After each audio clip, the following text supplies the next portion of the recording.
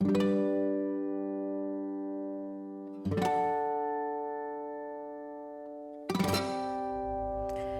and relationships and yoga. So, I'm in the middle of moving, and as I'm moving, I'm going back through all of my old stuff, and I've kept some of my things from, say, high school. And so I went back and I was reading this paper that I wrote about a philosophy class that I was taking. And I was reading all of the things that I was working on and that I'd learned from the course. And one of the things that I'd written was, I think I over-intellectualize things and I'm working more towards feeling. And I stopped in my tracks. This was something I wrote about 25 years ago. And literally in my journal last week, I probably wrote the same thing. Have I learned? Nothing. And this is where we get frustrated. It's like, why am I dating the same person again? Why am I dating my father? Why am I dating my mother? Why am I recreating these habits from my last relationship now? Have I learned nothing? And so when we come into this world from a yogic perspective, we have this stuff called karma.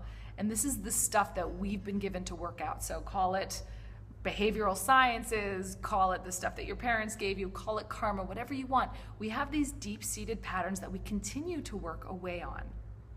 And we have this idea that somehow I will figure it out. Like in high school, I thought, bam, I'm going to figure out this over-intellectualizing thing and get it done.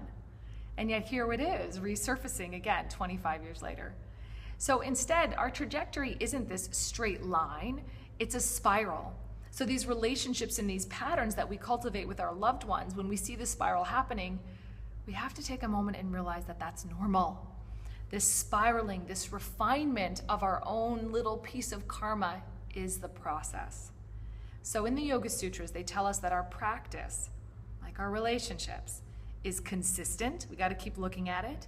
It's with a full heart. It's devoted. We look at it sincerely. And then we also need to look at our stuff for a long time. Karma isn't something that we burn out overnight.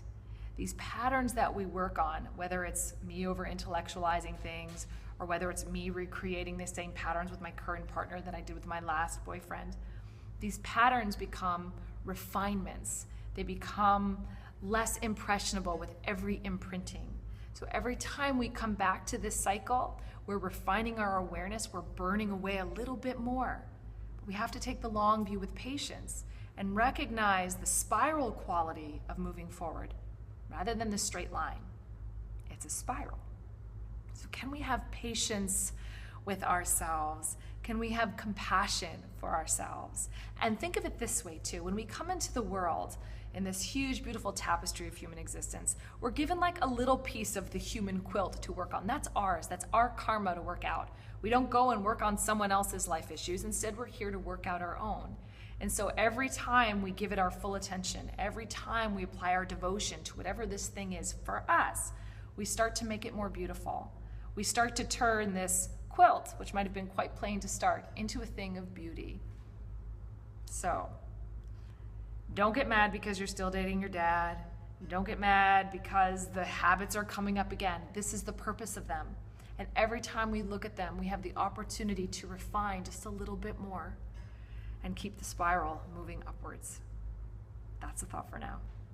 See you on the mat.